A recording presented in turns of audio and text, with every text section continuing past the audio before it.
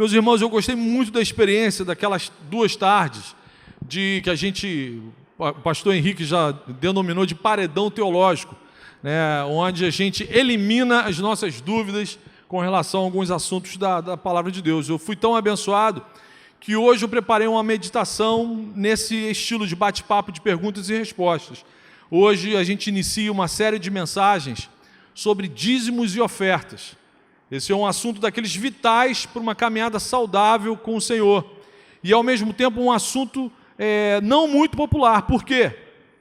O coração de muitas pessoas ainda está acorrentado, escravizado ao dinheiro e aos bens materiais. Inclusive o coração de algumas lideranças religiosas inescrupulosas, que são igualmente amantes e servos do dinheiro. E isso gera, volta e meia, eles protagonizam escândalos públicos envolvendo essa questão financeira. Mas o meu compromisso é com Deus e com vocês, é a correta exposição da palavra de Deus. Então, independente do que protagonizam de escândalos aí fora, o meu compromisso é com o Senhor e com vocês de realizar a correta exposição da palavra de Deus. Então, abençoe a quem Deus decidir abençoar, ou incomode a quem Ele decidir incomodar. Minha função aqui é servir ao reino, é ser servo do Senhor e ser servo de vocês. Se você é membro da Igreja Oceânica, preste muita atenção, muita atenção. Anote todas as referências bíblicas, é extremamente importante para você dominar esse assunto com segurança, por causa da sua correta relação com o Senhor e porque diariamente você vai ser questionado sobre esse tipo de assunto. Então é importante você anotar. E você que nos visita será também igualmente abençoado em aprender como que o nosso Senhor nos ensina a nos relacionarmos com o dinheiro, com as questões materiais. Se o seu coração estiver em Jesus, você vai sair daqui com o desejo de viver novidade de vida. Mas se o seu coraçãozinho ainda estiver acorrentado à sua carteira de dinheiro, com certeza você vai sair daqui muito incomodado. Vamos orar então? Feche seus olhos. Pai amado, mais uma vez, Senhor, a gente roga a Tua presença e roga ao Teu Espírito Santo que o Senhor nos fale nesse momento, que o Senhor, através da ação do Teu Espírito, o Senhor destrua altares, Senhor, o Senhor destrua os ídolos, pessoas que têm uma relação idólatra com as questões materiais, com o dinheiro, que o Teu Espírito Santo agora, Senhor, repreenda tudo que não tem parte contigo, todo espírito contrário, toda indiferença, toda apatia, toda rebeldia com relação a esses assuntos. Que o Senhor, com sua graça maravilhosa, transforme a nossa mente, a nossa forma de entender e de viver a nossa relação com o Senhor. Eu te peço isso, Pai, em nome de Jesus. Amém. Por favor, abra sua Bíblia em Malaquias, capítulo 3, versículo 8. O único versículo que eu quero ler com os irmãos. Pode um homem roubar de Deus? Contudo, vocês estão me roubando. E ainda perguntam, como é que te roubamos? Nos dízimos e nas ofertas. Pode um homem roubar de Deus? Contudo, vocês estão me roubando. E ainda perguntam, como é que te roubamos? Nos dízimos e nas ofertas. Então, muitos séculos antes de Cristo, o profeta Malaquias deixa registrado que já na sua época, o povo que se dizia crente, Malaquias está falando para uma nação que tinha um relacionamento diário com Deus, ele não estava falando para uma nação, para um povo idólatra que não tinha comunhão com Deus, ele estava falando para crentes, para pessoas que tinham um relacionamento com Deus e apresentavam sérias dificuldades na sua relação com os bens materiais, especificamente com o dinheiro. Nessa passagem, o profeta começa a exposição de um problema com uma pergunta típica dos nossos paredões teológicos. É possível o homem roubar de Deus? E aí é uma pergunta para efeito didático, onde o profeta mostra para o povo que a forma como alguns estavam lidando com o dinheiro estava sendo apontado por Deus como uma situação de roubo. E no hebraico, esse termo utilizado para roubando de Deus é tomando à força, como se algo estivesse nas mãos de Deus e aquelas pessoas estivessem tomando aquilo à força das mãos do Senhor. Então não é aquele roubo escondido que você está lá distraído no paraíso, tomando conta dos anjinhos e as pessoas vão lá no cofre de Deus e roubam um dinheirinho. Não. O profeta Malaquias, passando para aquele povo, fala o seguinte: vocês estão tomando à força algo que não pertence a vocês, das mãos de Deus. Então Malaquias está expondo um desvio, uma distorção no relacionamento que aquele povo, que se dizia crente, estava tentando manter com Deus Todo-Poderoso. Já naquela época existia uma relação de avareza e idolatria com o dinheiro.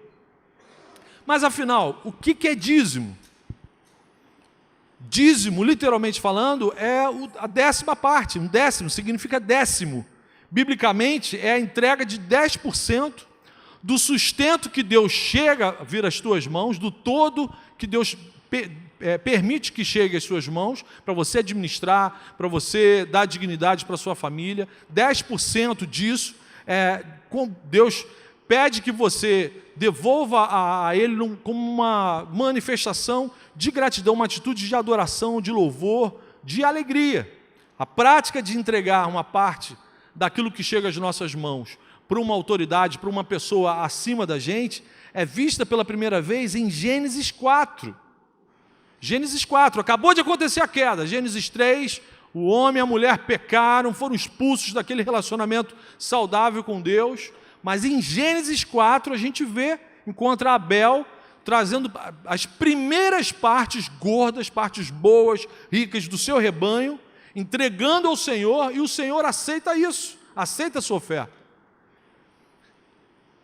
Abel traz partes gordas das primeiras crias do seu rebanho e o Senhor aceita sua oferta.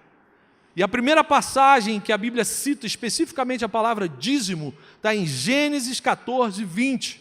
Vemos Abraão entregando 1/10 de tudo que ele arrecadou com despojos de guerra a uma pessoa que representava alguém superior, era um sacerdote, Melquisedeque. O que isso me traz de ensinamento? Dessa passagem em diante, a gente vai encontrar vários servos do Senhor entregando, oferecendo o dízimo, fazendo o mesmo que Abraão.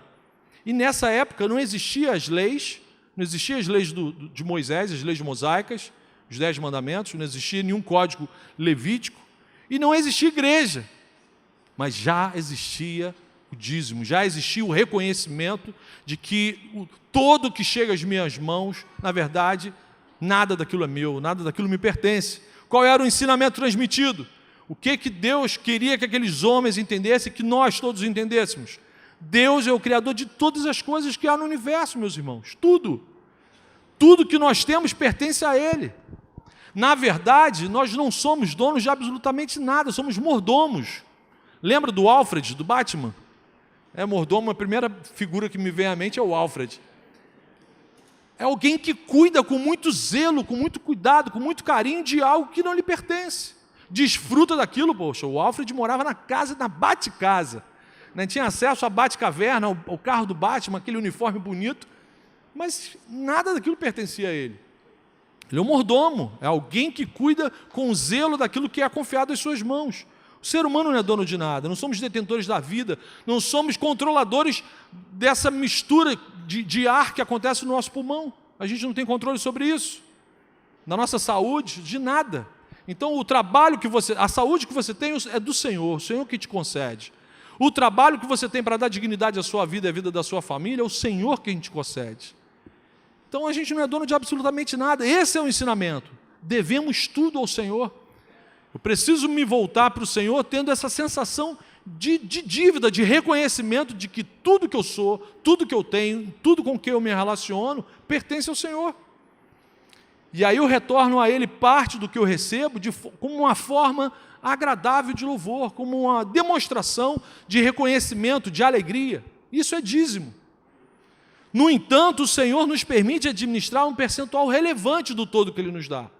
90% de toda a renda que chega às nossas mãos, Ele deixa a gente administrar. Mas Ele deseja que você se despreenda de uma pequena parte, para que todo mês você se recorde que você pertence a Ele, que a sua vida pertence a Ele, que tudo que chega nas suas mãos pertence a Ele, que o filho, a casa, o carro que você pensa ser seu, pertence a Ele. Até o dinheiro que o governo pega da sua carteira pertence a Ele. Ou seja, entregar o dízimo é um gesto de aprendizado, de livramento, de desprendimento, de adoração, de gratidão, de manutenção de um coração grato, de reconhecimento de que tudo que chega às minhas mãos é uma dádiva, é um presente do Senhor. Então essa doutrina é ensinada em toda a Bíblia, antes da lei. Então aí as passagens bíblicas, Gênesis 14, 20, 28, 22, pode passar o próximo slide. Essa doutrina é ensinada antes da lei. Na lei, na antiga aliança, Moisés apenas oficializou uma prática que era anterior à constituição do povo de Israel. Então não foi Moisés que inventou a prática da entrega do dízimo. Algumas pessoas alegam isso. O dízimo é algo só lá do Antigo Testamento. Não, querido. O dízimo é anterior à antiga aliança. A prática de entregar 10% do que a gente recebe ao Senhor, a uma referência acima da gente, ao soberano, é uma prática anterior. Moisés só oficializou algo que já era um padrão na vida daquelas pessoas. A gente vê a presença do dízimo nos livros históricos, nos livros poéticos, nos livros proféticos e no Novo Testamento. A Bíblia toda fala sobre isso. Não foi a antiga aliança que inventou a prática da entrega do dízimo. Por isso que na nova aliança, a graça de Jesus não anulou o dízimo. Pelo contrário, a graça nos constrange a investir muito mais do que 10%. Se você fizer uma leitura cuidadosa do Novo Testamento, no início da igreja primitiva, em Atos, você vai encontrar cristãos dando 100% de tudo que recebiam do Senhor. 10%, meu irmão, anote isso, 10% é um referencial mínimo. Mínimo. Não é uma taxa, é um referencial mínimo didático para você se despreender em favor do reino. Os primeiros cristãos davam muito mais de 10%. E aí começam as perguntas. Mas Marcão, eu não consigo viver com 100%, eu não consigo viver com 90%. O que eu faço? Meu irmão, se eu não consigo viver com 90% daquilo que o Senhor me concede para administrar a minha vida e a vida daqueles que estão à minha volta, isso é um sinal claro de que minha administração, de que minha mordomia está, no mínimo, equivocada. Se o Senhor me concede 100%, eu não consigo viver nem com esses 100%, muito menos com 90%, isso é um sinal grave de que eu tenho problemas seríssimos no gerenciamento, na administração dos recursos que chegam às minhas mãos. O dízimo é um referencial mínimo de desprendimento material. Então é Deus vacinando meu coração contra a avareza, que é o amor demasiado ao dinheiro. Então a Bíblia me alerta que o amor ao dinheiro é a raiz de muitos problemas na vida da gente. E a gente tem que decidir quem é o nosso Deus. Eu amo e sirvo a Mamon, que Jesus chamou o Deus do dinheiro, ou eu amo e sirvo a Jesus? Se 10% do meu salário estão fazendo muita falta à minha sobrevivência, isso é um indicativo aterrador de que minha administração desses recursos concedidos pelo Senhor está muito mal, muito ruim. Pode ser um sinal de que você está gastando mais do que você deveria. Pode ser um sinal de que você não está exercendo contentamento com aqueles 100% que o Senhor tem concedido a você. E aí você está comprometendo mais do que você pode comprometer. Pode ser que você não esteja exercendo a bênção do contentamento. A gente vive debaixo de uma opressão que a gente não se percebe. Você sonha e deseja obter coisas que são completamente desnecessárias para a sua vida. Mas você todo dia bombardeado, igual como uma pessoa que pega sarampo, você pega desejos e sonhos e planos de pessoas que nem são seus. E aí isso vai consumindo muito mais do que você de fato precisa. O consumo desses 10% nunca resolverão o seu problema. Pode anotar isso. As pessoas que não entregam dízimo porque não conseguem viver só com 90%, eu tenho absoluta certeza, não precisa nem ser profeta para falar isso. Esses 10% que você consome não resolvem o seu problema. Porque, na verdade, você já comprometeu mais de 100%. Você recebe 100 e já comprometeu 120%. E aí, meu irmão, se isso estiver acontecendo com você, peça ajuda. Não fique em silêncio. Não faça de conta que você é um Alfred maneiro, que você é um excelente mordomo. Assuma a sua pequenez, assuma que deu ruim. Não tenha vergonha de procurar seu coordenador e pedir ajuda no sentido de obter informações que possam reformular a sua administração. Não é no sentido de emprestar dinheiro, não. O pastor falou que eu estou gastando 120%, vou lá pedir ajuda, vou gastar uns 150% agora. Não. Né? Você vai pedir ajuda no sentido de reformular, rever a sua administração doméstica. Nós temos, graças a Deus, nós temos aqui no nosso meio irmãos formados em administração, economistas, contadores, gente habilitada por Deus que pode ajudar você a refazer, a reformular a sua administração doméstica. Agora, você tem que estar disposto a viver contente com 90%. Tem gente que nunca está satisfeito. É a síndrome da sanguessuga, dá e dá. Se você der 100%, ele vai ficar insatisfeito. Se você der 120%, ele vai ficar insatisfeito. Se você der 200%, ele vai ficar insatisfeito. Então, a gente tem que cuidar com zelo dos recursos que pertencem ao Senhor. Por isso o dízimo não pode ser, não pode estar no final da nossa lista de coisas a serem ressarcidas. Mas no topo da lista. No topo da lista. Lembra do que Abel fez? Da primeira parte, do que chegou primeiro a você, você primeiro separa o seu agradecimento ao Senhor. Então deve ser a sua prioridade mais urgente a ser acertada. Muito pior do que dever a homens é se apropriar de algo que Deus te instruiu para entregar a Ele. Imagina você se colocar diante do Senhor e o Senhor falar: você está me roubando. Então, muito pior que ter a luz cortada do que ter a água cortada é Deus olhar para o Espírito Santo tocar no teu coração e falar: você está me roubando. Então, quem toma esse cuidado e nunca deixa o dízimo para entregar no final, se der para fazer isso, jamais será acusado de estar roubando a Deus. Jamais. Lembre-se que Cristo não anulou a entrega do dízimo. Muito pelo contrário, Jesus confirmou isso. Está em Lucas 11:42. Tem uma instrução secular, um livro excelente, eu tenho indicado para os casais na minha palestra, que eu vou repetir agora no próximo fim de semana de treinamento, para antes e depois dizer sim, porque um dos maiores causadores de problemas matrimoniais é a má administração financeira. Então eu indico esse livro, Casais Inteligentes Enriquecem Juntos. Apesar do título ser um tanto quanto assustador, capitalista demais, mas esse livro é uma bênção. Gustavo Cerbasi tem instruções práticas na administração de recursos domésticos. Então anote, compre, leia e pratique. Só ler e não praticar também não vai resolver a sua administração familiar. Anotou aí? E esses recursos que são entregues, Marcão, vão para onde? O que vocês fazem com o dinheiro do dízimo? Porque Deus não aparece para gastar esse negócio, né? Deus não vai no McDonald's com o dinheiro do dízimo. Então, o que vocês fazem com esse dinheiro do dízimo? Por que eu devo entregar isso? Na antiga aliança, o que era feito com os dízimos e com as ofertas? Era utilizado para sustentar todos aqueles sacerdotes que viviam o dia inteiro oferecendo ofertas ao Senhor. Os caras não tinham a menor condição de fazer o que as outras famílias faziam. Então, os dízimos e as ofertas na antiga aliança eram para o sustento específico dos sacerdotes, dos levitas. No Novo Testamento, Jesus mostra que fazia uso das ofertas financeiras para o sustento do seu ministério. Jesus, como sendo o Deus do ouro e da prata, ele podia fazer. Fez multiplicar peixe, fazer multiplicar moeda, mole.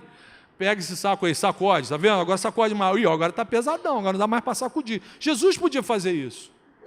Só que ele queria ensinar que o dinheiro para apoiar, sustentar o ministério dele, estava no bolso das pessoas que eram abençoadas por ele. E só uma curiosidade, vocês sabiam quem é que cuidava da contabilidade das ofertas que Jesus recebia? Judas Iscariotes, que figura, já predestinado, o calvinismo maior. No período apostólico, até hoje, a palavra de Deus me ensina que a gente deve entregar o dízimo para a manutenção da pregação do Evangelho. A gente vê isso no início da igreja primitiva, todo dízimo e oferta era entregue, não só para o sustento da obra de Deus, mas para apoiar missionários, para apoiar as pregações, para apoiar todo o trabalho da expansão do Evangelho. Como que a gente hoje, agora vem para cá, século 21, Igreja Oceânica, como que a gente vai manter esse lugar? O aluguel desse espaço físico, os encargos dos funcionários, a manutenção desses equipamentos, sem o envolvimento, sem o investimento, sem o reconhecimento de vocês ao Senhor, de que isso aqui está sendo bênção na vida de vocês. Como manter o sustento de missionários no campo? Como manter a ajuda social a membros e a não membros? Tem gente que é abraçada, invadido por uma tragédia. A gente chega junto. E a gente não pergunta, você é membro há quanto tempo? Não, é ser humano, Deus mandou ajudar. Então Malaquias é bem claro, o dízimo pertence a Deus. Malaquias 3, 8 a 10, você vai ver isso. E deve ser usado na obra de Deus. O valor que é entregue na igreja vai para a tesouraria da igreja, onde é anotado em todas as entradas do movimento, é fiscalizado por uma comissão financeira, por um contador, declarado ao presbitério, que é uma instância superior, onde a igreja local precisa prestar contas, e inclusive ao fisco. Ou seja, os pastores, graças a Deus, eu amo a igreja presbiteriana, também por isso. Nós não temos nenhum tipo de acesso a essas questões financeiras. A oferta que a gente recebe da igreja não tem relacionamento com o dízimo. Então, se você é fiel ou não é fiel, se acabou. O máximo que pode acontecer é a gente viver pela fé, né? O Senhor prometeu que não ia faltar para o passarinho, então se o passarinho estiver gordinho, eu passo o cerol no passarinho e acabou o meu problema. A gente arma uma arapuquinha na hora, o Senhor manda um passarinho bem gordinho, parrudo, Senhor, um urubuzinho. Mas se não, Deus prometeu que não ia faltar para os passarinhos, então não vai, eu como passarinho, sem terror. Já comi mais do que eu deveria, então um passarinhozinho pequenininho está bom. Então o pastor e os presbíteros também entregam os dízimos. Você pode até estranhar e não ver a gente vindo aqui, porque é a primeira coisa que a gente faz na nossa vida é entregar o dízimo. Então, volta e meia, vocês não vão, o máximo que vocês vão ver a gente aqui depositando oferta. Mas dízimo e todas as nossas obrigações financeiras para com o reino é a primeira coisa que a gente faz na nossa vida. Então não existe no reino de Deus ninguém isento de expressar louvor e gratidão através do dízimo. Não existe bolsa dízimo. Você está isento, está aqui, é bolsa dízimo para você, não tem. Mas Marcão, eu ganho pouco, eu não tenho como entregar o dízimo. O valor do dízimo é sempre o mesmo, 10%. Por mais irrisório que seja o seu salário, a gente deve ser fiel no pouco para que Deus nos coloque sobre o muito, amém? Como que Deus vai te colocar sobre o muito se você está tendo problema de administrar o pouco? Se você está se relacionando patologicamente com o pouco? Seria um Deus cruel se fizesse isso com você. Você tem uma relação patológica com o dinheiro, é doente, gasta mais do que recebe, acha que está sempre pouco, sempre pouco. Sempre... Deus não vai fazer isso com você se Ele te ama. Então, o que dizer daquela viúva pobre que ofertou 100% do seu sustento material? Perceba que Jesus não impediu a viúva de fazer isso. Vocês lembram dessa passagem? A viúva chega, oferta tudo, pouquinhas moedinhas lá. Jesus fala, olha só, ela deu tudo. Ela não deu uma esmola. Ela não deu do que estava sobrando. Ela não deu porque estava satisfeita, pô, tá maneira. Não, ela deu tudo. Certamente porque o Senhor Jesus sabia o quanto ela seria abençoada por aquela atitude, por aquela postura, por aquele coração. Ah, Marcão, então quando eu entrego o dízimo eu sou abençoado? Vou começar a fazer um investimento nessa parada aí. Só o fato de você ter a possibilidade de devolver parte do que recebeu já é uma bênção. Você já pensou nisso? Nós falamos sobre isso no retiro. Só o fato de você não precisar de um milagre na sua vida já é uma bênção, já é um milagre. O dízimo não deve ser entregue por interesse de riqueza, como esses pilantras da teologia da prosperidade ensinam por aí. Como se fosse uma bolsa de valores. Como se você investisse X reais e Deus, o Espírito Santo, tivesse que ficar calculando quanto de juro de correção eu tenho que dar para esse irmão. Isso é uma palhaçada do diabo. Dízimo não é para você entregar por interesse em ficar rico. E nem é para você entregar por medo de pobreza. Aí o gafanhoto vai vir na minha casa. Meu irmão, olha só, a chuva cai sobre o bom e sobre o mal. Não é porque você dá dízimo que as coisas difíceis não vão acontecer na sua vida. Você não está vacinado, você está vacinado contra algumas doenças, eu vou falar aqui. Mas não é, se o gafanhoto aparecer na sua casa, João Batista comia ele, come também, me chama para ver como é que é, de repente, gafanhoto com mel deve ficar bom esse negócio. O dízimo que Deus aceita é entregue com amor, com alegria, com reconhecimento, não é com medo. Eu vou entregar, senão Deus vai protestar meu nome lá no Serasa. Não. Né? Imagina, quem é que está protestando esse título? Ih, Deus, o Todo-Poderoso. Imagina um anjo que vai aparecer lá na sua porta. Sabe aquele dízimo que você não devolveu? Não. Mas, de fato, quem entrega dízimo, preste atenção, de fato, quem entrega o dízimo é abençoado, é extremamente abençoado. Por quê? Deixa de ser avarento.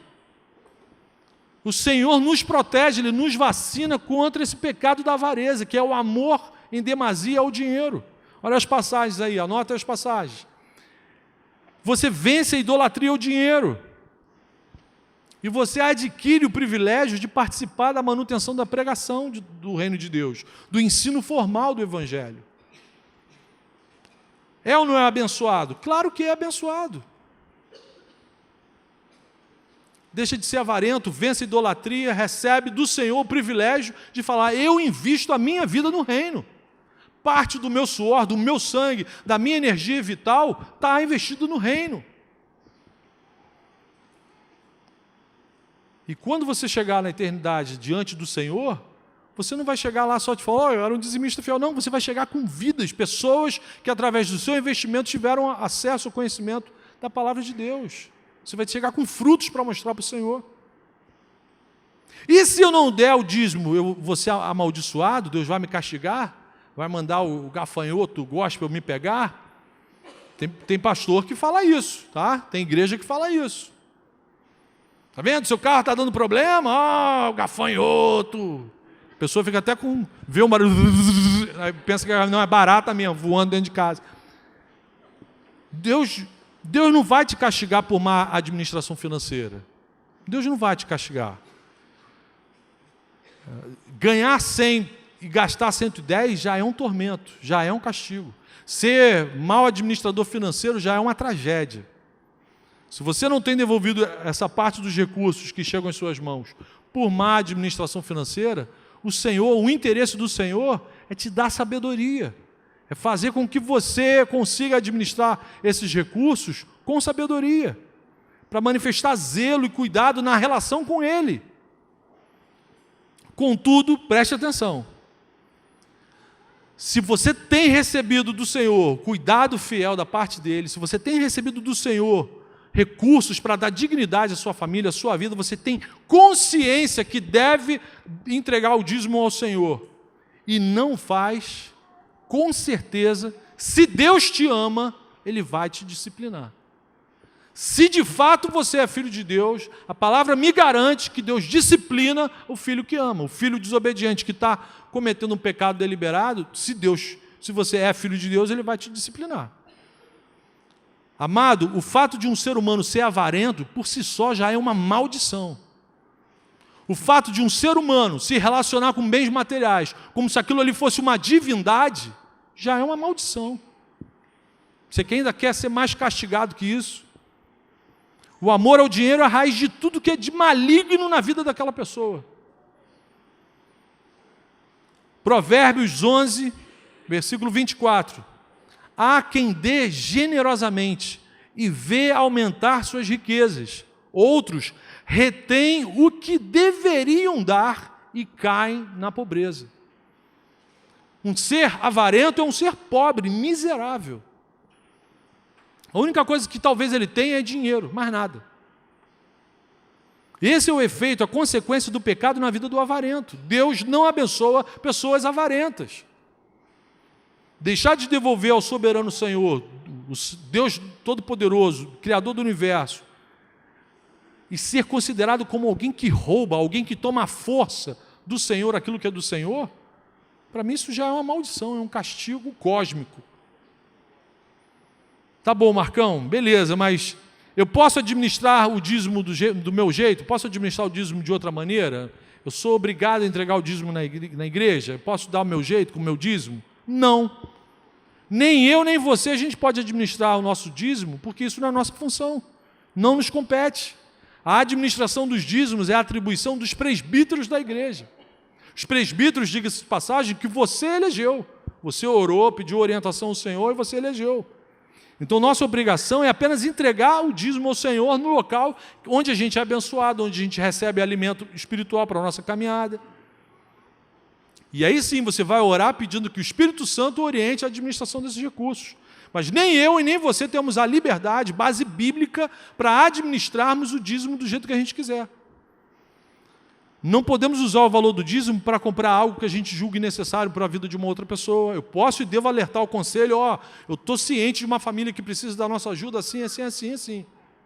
Mas você não tem a base bíblica para você, por si só, administrar esse recurso. usar o dízimo, vou usar o dízimo na campanha do metro quadrado. Não, meu irmão. Vou usar o dízimo para investir no retiro. Não, meu irmão. Vou usar o dízimo para abençoar alguém. Não. Por melhor que seja a sua intenção, isso seria desacreditar da capacidade dos líderes da sua igreja da administração desses recursos. E eu repito, independente disso, a gente não encontra base bíblica, você não vai ver nenhum apóstolo, nenhum presbítero no Novo Testamento, nenhum membro do Novo Testamento administrando o dízimo.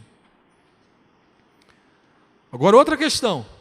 Se você não concorda ou desconfia da administração desses recursos aqui nessa igreja, da parte da liderança que você elegeu, se você é membro daqui da igreja, o certo não é você deixar de entregar o dízimo aqui. O certo é você sair dessa igreja.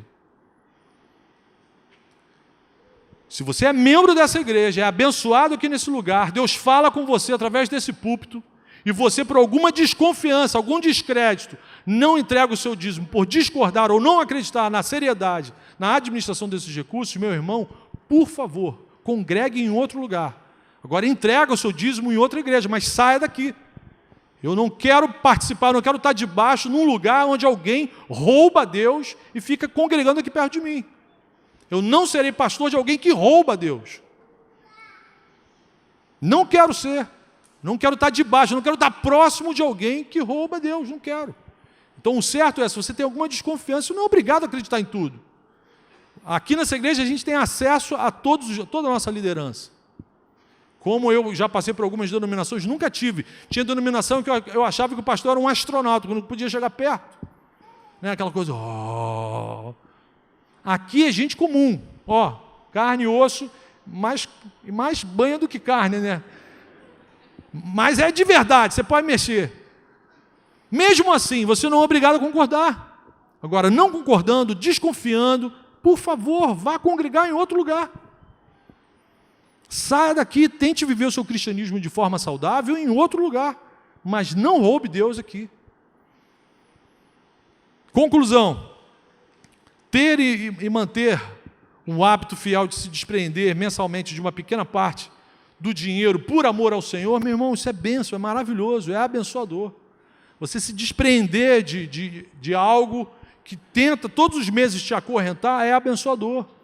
A entrega regular do dízimo nos livra dessa relação doentia com o dinheiro, nos livra da avareza, do auto-engano de achar que aquilo ali é nosso. Quanto mais rápido a gente entende e vive isso, mais rápido a gente se distancia da aparência desse mundo. Esse mundo, o não crente é que tem que se agarrar a essas coisas. O não crente é que lida com o dinheiro como se fosse um Deus. Porque realmente é a boia, é o recurso, é a base dele ali.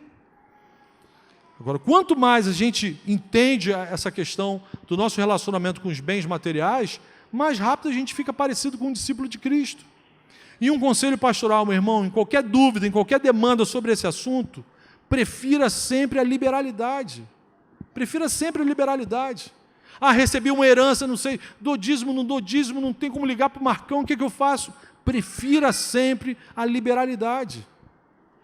O Senhor que te deu tem condição de te dar mais, então tenha um coração liberal, cultive um coração sempre generoso, sempre grato na sua caminhada cristã. Organize-se, leve a sua administração doméstica, financeira a sério.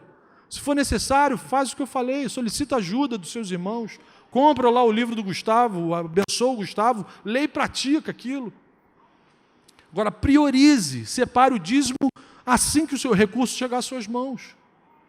Não caia na tentação de, não, vou deixar isso para depois,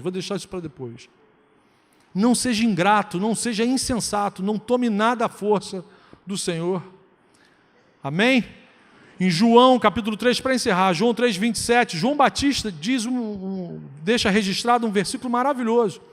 Uma pessoa só pode receber o que lhe é dado do céu. Vou repetir. Uma pessoa só pode receber o que lhe é dado do céu. Ou seja, acaso nós temos alguma coisa que não tenha sido dado pelo Senhor? Olhe para alguma coisa aí no seu corpo, na sua vida, à sua volta. Acaso nós temos alguma coisa que não tenha sido dado pelo Senhor? Então, como não ter um coração grato, zeloso, cuidadoso para com esses assuntos, para com essa questão para o nosso Deus? Então, seja zeloso no seu relacionamento com Deus, nas suas contribuições regulares, financeiras, para a glória do Senhor, amém? Para a glória do Senhor, para que você nunca seja encontrado, ou que o Espírito Santo nunca... A gente vai agora participar da mesa do Senhor. A instrução é que você examine o seu coração. Então, se for achado alguma coisa em falso, reavalie seu modo de viver e coloque isso diante do Senhor. Senhor, eu quero viver para a Tua honra e para a Tua glória, eu quero viver para alegrar o Teu coração. Então me ajuda, me auxilia, venha ao meu socorro, me ajuda a administrar a minha vida de tal forma que em tudo o Seu nome seja honrado e glorificado. Amém? Deus nos abençoe, que Mamon seja envergonhado, amém? E que se o gafanhoto aparecer na sua casa, você me chama por um lanchinho. Amém?